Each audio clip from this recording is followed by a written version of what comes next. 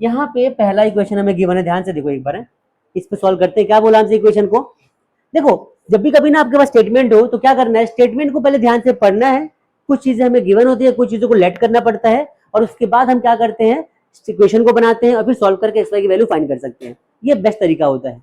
अब हमें second question आप करने के लिए बोला था मैंने ये वाला, ये सेकंड क्वेश्चन में क्या करना है आपको, आपके पास एक इक्वेशन तो यहाँ पे गिवन है, दिख रहा है, और एक इक्वेशन यहाँ पे गिवन है, दिख रहा है सबको, दिख रहा है। तो बेटा आपको इन दोनों इक्वेशन को सॉल्व करके एक्स वाई की वैल्यू निकालनी है, उस एक्स वाई की वैल्यू को इस इक्वेशन में पुट कर देनी है, आपको क्या मिल जाएगा, यहां से मिल जाएगा आपको एम की वैल्यू। बात समझ में आई, समझ में आएगी नहीं, कर लेना, ये आपका होमवर्क रहेगा, ठीक है, नहीं होगा तो अगली क्लास में मैं इसको करा दूंगा। अभी हम करते हैं ये वाला क्वेश्चन। देखो थर्ड क्वेश्चन का पहला पार्ट हमें गिवन है, स्टेटमेंट वाला क्वेश्चन क्या बोला है, the difference between two numbers is 26। Guys ध्यान से देखो, बड़ा आसान सा कॉन्सेप्ट है वैसे तो, आप समझ लो, समझ में आ जाएगा एक बार में आपको। पूरा difference between two numbers is, क्या बोला है, the difference between two numbers is 26। देखो हमें ना तो पहला नंबर पता है ना दूसरा नंबर पता है, आगे क्या बोला है, one number is 3 times the other, ये बोला है। हमें ना तो पहला नंबर पता है ना हमें दूसरा पता है। अब हम क्या करेंगे, तो सबसे पहले दोनों को लेट कर लेंगे। तो क्या करेंगे, देखो ध्यान से, मैं यहां पे करा रहा हूं क्वेश्चन, देखो let the first number be x and second number be y. समझ में आया सबको, हमने फर्स्ट नंबर को क्या लेट किया, एक्स, सेकेंड को क्या किया, वाई, ये तो हमने लेट कर लिया, चलो ठीक है। अब आते हैं क्वेश्चन के अकॉर्डिंग, क्वेश्चन क्या बोलता है, तो इसको लिखना पड़ता है क्या, अकॉर्डिंग टू क्वेश्चन, लिखना पड़ता है, याद रखना कि क्वेश्चन के अकॉर्डिंग हम जा रहे हैं। क्या बोला है, the difference between two numbers is 26, मतलब कि दोनों नंबर के बीच का डिफरेंस जो है किसके बराबर है, तो लिख सकते हैं क्या कि x minus y is equal to 26, equation 1। बात समझ में आई क्या, क्लियर हो गया, डिफरेंस का मतलब होता है माइनस, तो दो नंबर का डिफरेंस 26 पहला इक्वेशन बन गया। आगे क्या बोला है, one number is 3 times the other, ध्यान से देखो, x इज इक्वल टू मैंने लिख दिया y, इसका मतलब क्या हो गया कि एक नंबर दूसरे के इक्वल हो गया, ये तो हुआ इसका मतलब, x is equal to y, जो पहला नंबर हमने लेट किया है वो दूसरे नंबर के क्या हो गया, इक्वल आ गया, लेकिन हमें क्या बोला है 3 टाइम्स है, तो यहाँ पे 3 से मल्टीप्लाई कर दो। आई बात समझ में, तो x is equal to 3y, ये सेकंड नंबर मिल गया हमें, ये बन गया क्वेश्चन सेकंड। अब हमें क्या करना है, अब इसको सॉल्व करके आंसर्स फाइंड करने हैं। कैसे करना है, यहाँ देखो ध्यान से, आपको यहाँ करके दिखाता हूँ, समझना।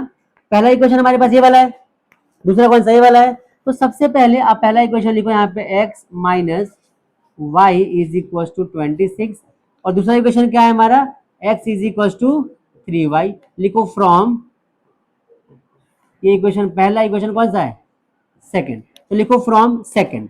इस बार हम सेकंड इक्वेशन को इसमें प्लेस करने वाले हैं, तो x की जगह लिख सकता हूँ क्या मैं, 3y, x minus 3y is equal to 26 है ना। अब x की वैल्यू यहाँ पे क्या दे रखा है, 3y, मैंने यहाँ प्लेस कर दिया, 3y minus y is equal to 26, तो यहाँ पे हो जाएगा 2y इज इक्वल टू 26। भाई 3y में से y गया, क्या बचेगा, 2y।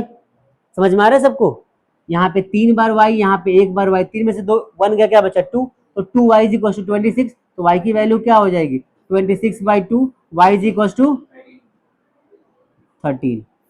अब जैसे y की वैल्यू 13 हमारे पास आई, इसको हम क्या करेंगे, यहाँ प्लेस कर देंगे, तो बस लिखो फ्रॉम, अच्छा यहाँ फ्रॉम 1 करना है यार, 1 से 1 को सॉल्व कर रहे हैं ना हम लोग, 1, यहाँ पे क्वेश्चन सेकंड कर दो, तो x is equal to 3, y की वैल्यू क्या है 13, x इज इक्वल टू क्या आ जाएगा 39।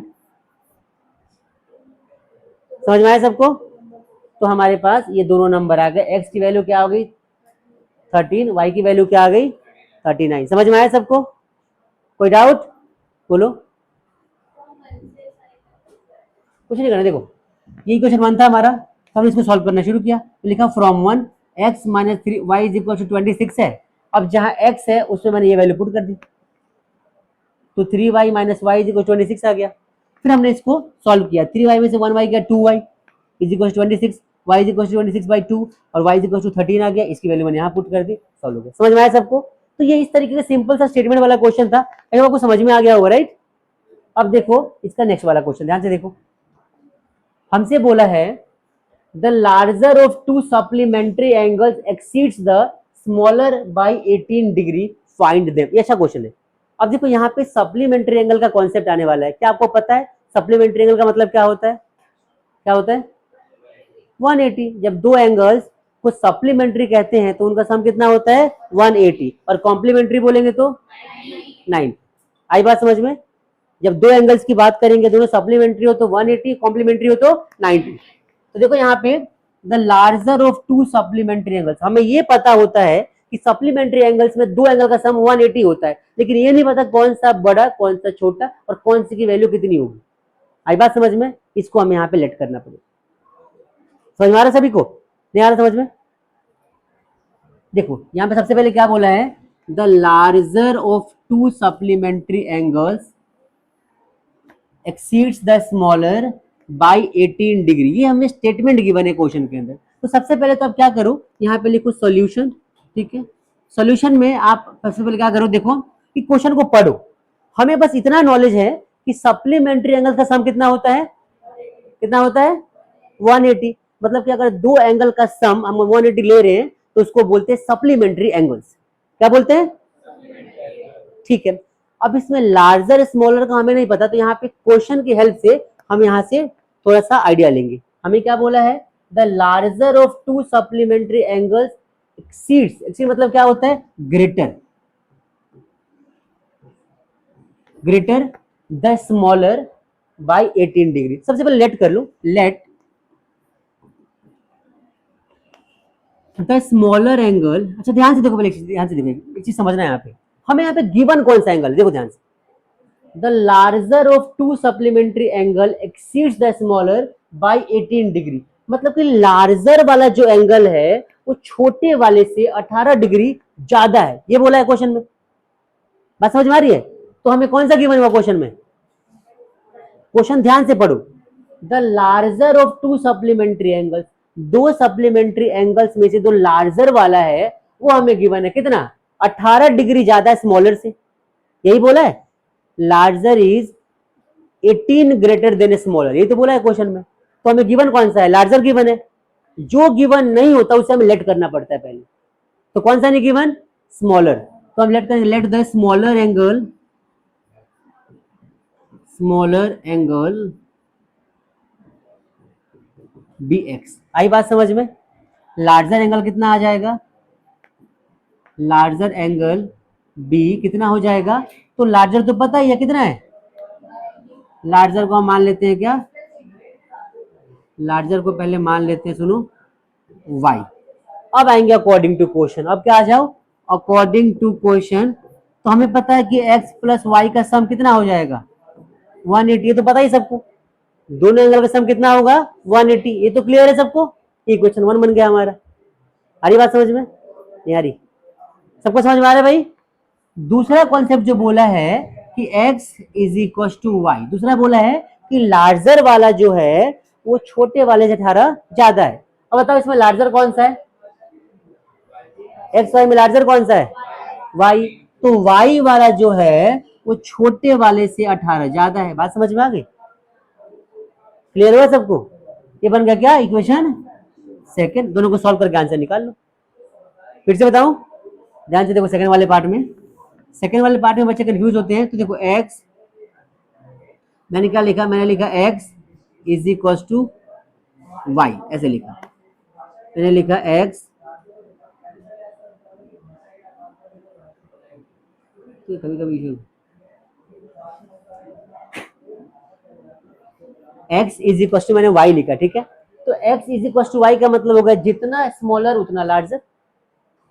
दोनों के बीच में इक्वल आ गया ना, जितना स्मॉलर उतना लार्जर। लेकिन हमसे क्या बोला है कि जो लार्जर वाला है वो कितना है? लार्जर वाला अकेले स्मॉलर के 18 ज्यादा के बराबर है। Doubt? Larger angle is greater than 18 by smaller. Larger angle is, जो लार्जर y है वो स्मॉलर में 18 प्लस करेंगे तब तो उसके बराबर बनेगा। ये तो बात है, larger is equals to 18 greater than smaller, तो larger is equal to 18 greater than smaller. आई बात समझ में? ये पूरा कॉन्सेप्ट है। अब दो इक्वेशन हमने बना दिया, आपको क्या करना है, दोनों को सॉल्व, लिखो नाम दे दो इक्वेशन सेकंड, और इसको क्या करो आप इसको सॉल्व कर दो तरीके से। राजा भाई, ये इक्वेशन सेकंड बन गया हमारा, सॉल्व कर लेंगे आप लोग। चलिए यहां तक सॉल्व करिए, फिर हम आगे बात करते हैं, ठीक है।